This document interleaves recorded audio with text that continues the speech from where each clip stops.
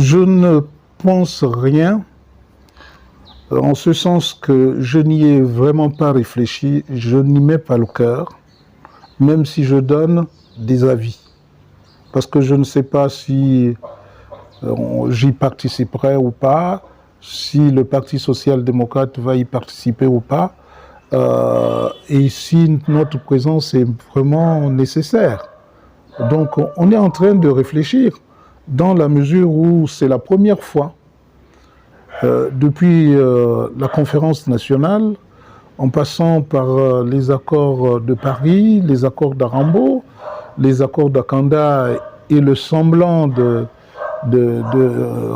réunion qu'il y a eu en 2023, les partis politiques ont toujours été impliqués et dans l'organisation, et dans la préparation, et dans l'organisation, et dans la gestion des accords, car il s'agit des institutions. Or, tout se passe comme si il fallait écarter les partis politiques, qu'on nous le dise.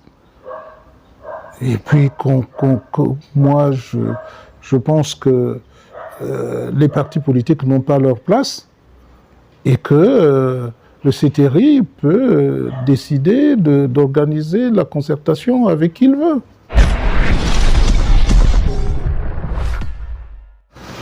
Écoutez, j'ai dit dans un audio que, en réalité, le CTRI s'est tiré une balle dans le pied. Parce qu'à partir du moment où le CTRI autorise qu'on touche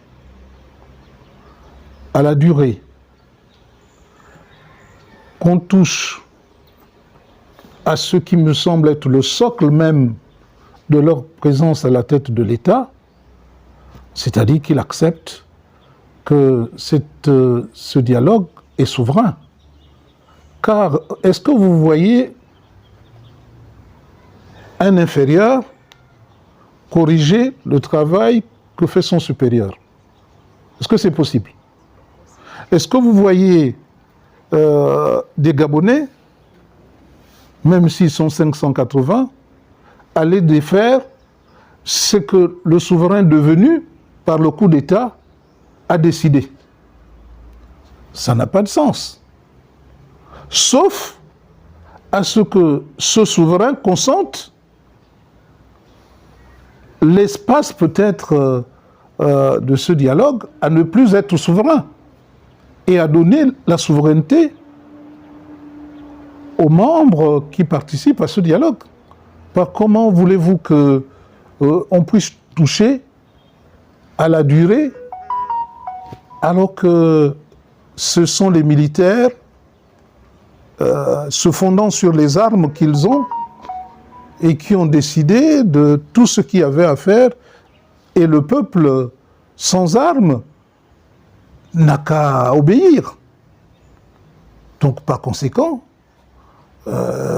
soit le dialogue est souverain, et alors on peut toucher à la durée, au chronogramme, et y compris à la charte, soit il n'est pas souverain, on se contente de discuter des problèmes qui touchent aux institutions, c'est-à-dire savoir si on est le système même politique, les systèmes présidentiels, régime présidentiel, régime semi-présidentiel, régime parlementaire. Si on a les élections à 2 tours, si on limite le mandat, et de combien devrait être ce mandat, de 5 ans ou de 7 ans? C'est de cela qu'on devrait discuter. Et ensuite, sur la loi électorale, savoir si on doit transporter encore les électeurs, ou si on accepte d'être un pays vraiment qui cherche à se développer et à se démocratiser pour que chacun vote là où il est résident. Ce qui n'est pas encore le cas au Gabon. C'est de cela qu'il faut aller discuter, essayer de parfaire, essayer de s'entendre, Mais si c'est pour discuter de la durée, du chronogramme, de la charte, et cela voudrait dire que c'est un dialogue qui est désormais considéré comme souverain. Sinon, il ne sera pas souverain. Ce que je déplore. Je crains que si ces assises ont lieu, avec cet état d'esprit que vous décrivez, c'est-à-dire que tout est déjà fait, et ça consacre la dictature, je crains que cela ne finisse en queue de poisson. Parce que voyez-vous, le président Omar Bongo disait « on peut tout faire avec les baïonnettes sauf s'asseoir dessus ». Si vous déclarez, vous, journaliste, que c'est la confirmation même de la dictature, mais le coup d'État est dictature. On peut le qualifier comme libérateur ou pas, mais la dictature, c'est-à-dire la privation, arracher la souveraineté du peuple. C'est-à-dire que le Gabonais, aujourd'hui, aucun Gabonais n'est souverain, aucun Gabonais n'est libre. C'est le CTRI qui, plus qu'aucun autre système, a la souveraineté dans ses mains. Et je disais que le fait d'accepter qu'il y ait dialogue, c'est de la condescendance pure et simple. Il peut décider de ce qu'il veut. D'ailleurs, on voit bien comment c'est organisé. Le bureau. Moi, je serais Monseigneur Ibaba, que je réfléchirais à 2 fois avant d'engager l'Église dans ce dialogue. Je le dis en tant que chrétien et en tant qu'ancien séminariste et proche des prêtres et des évêques. Je dis tout simplement qu'il doit réfléchir à 2 fois avant d'engager l'Église catholique. Parce que l'échec risque d'emporter l'Église catholique. Il faut qu'on le sache. Et l'échec de ce dialogue risque d'emporter toutes les églises catholiques éveillées, protestantes, et y compris les musulmans. C'est eux, et eux seuls, qui vont être responsables de gérer ce dialogue. Un dialogue avec des hommes qui ne sont pas forcément des croyants, ce ne sont pas des hommes à qui on dit de dire Amen et ils vont dire Amen. C'est là où se trouvent de grandes discussions, de grandes tensions. Et par conséquent, on a de confier aux hommes d'Église une lourde responsabilité. C'est où ça donne aux églises en général, disons que ça va permettre de glorifier ou de sanctifier les églises, ou tout simplement, plus personne ne fera confiance aux églises, à ceux qui ont décidé de consacrer leur vie à Dieu. N'est-ce pas? Donc c'est très délicat. Je dis qu'il faut qu'ils réfléchissent. Parce que tel que c'est parti, eux tous, personne n'a géré, n'a été présent à la conférence nationale. Personne d'eux n'a été présent aux accords de Paris, aux accords d'Arambo, aux accords d'Akanda. Et je ne parlerai pas de ce semblant de réunion qu'il y a eu en 2023. Donc ils sont tous nos fils. Et qui ne s'attendent pas à ce qu'il y ait des cadeaux. Mais je ne sais pas, moi je ne suis pas obligé d'y participer. On verra bien. Puisque de toute manière, il semblerait qu'ils soient revenus sur le fait de désigner, eux. C'est maintenant les partis qui désignent. On verra celui qui sera présent à l'ouverture. On n'est pas obligé de donner le nom maintenant, puisque c'est nous qui décidons. si on parle de la durée de la transition, on doit parler de la charte, on doit parler du chronogramme, on doit parler de tout, et on peut remettre en cause l'existence même du CETERI, puisque dans ces cas, ceux qui vont au dialogue sont souverains. C'est pourquoi moi je ne vois pas comment, pour parler de la durée, pour être pédagogue, pour faire un peu de pédagogie, pour parler de la durée, il faut déjà qu'on nous explique quelles sont les raisons qui fondent cette requête. Sommes-nous en retard par rapport à l'échéance prévue?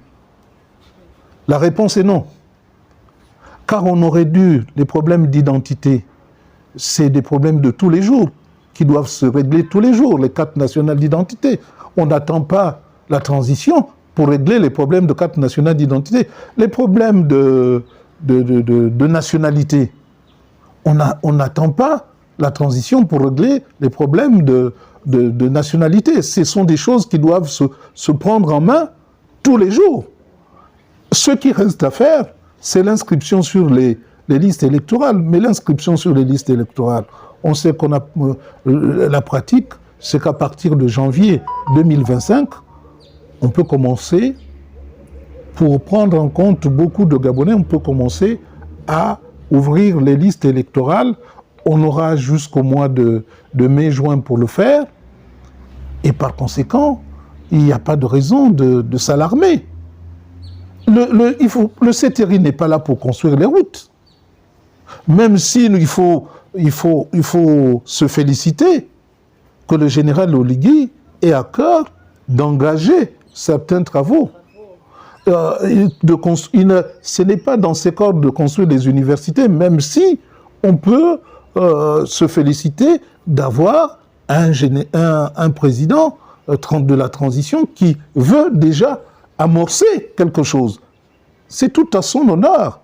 Mais il ne faut pas oublier l'essentiel, c'est la transition. La transition, ils l'ont fixée, j'espère qu'ils ne vont pas nous dire qu'ils n'y avaient pas réfléchi, ils ont réfléchi et mis en place un chronogramme qui tient la route. Sauf que ce chronogramme est boiteux. Et puisqu'on ne parle pas du chronogramme, on parle de la durée, voyez-vous. C'est du chronogramme dont on aurait dû d'abord parler avant de parler de la durée. Le chronogramme en lui-même ne pose aucun problème. Après le mois d'avril, nous engageons la constituante. Après la constituante, on dit le référendum. Je dis non, faux. Le référendum, encore une fois, marque une singularité, c'est que le peuple, pour aller au référendum, doit être souverain. C'est un vote. Ne prends pas au vote un homme qui n'est pas libre. Or, actuellement, nous ne sommes pas libres puisque notre liberté est confisquée, pour ne pas dire le mot, par les militaires. C'est ça la réalité. Nous acceptons que les militaires qui nous ont libérés d'Ali Bongo puissent être là le temps de faire en sorte que les élections soient organisées. Mais nous ne devons pas perdre de vue que quand un militaire fait un coup d'État, il y a plus de dictature qu'avant. S'il y a plus de dictature qu'avant, ça veut dire que nous ne sommes pas libres. Et par conséquent, il faut qu'on soit d'abord conscient de ce fait-là. Nous ne sommes pas libres.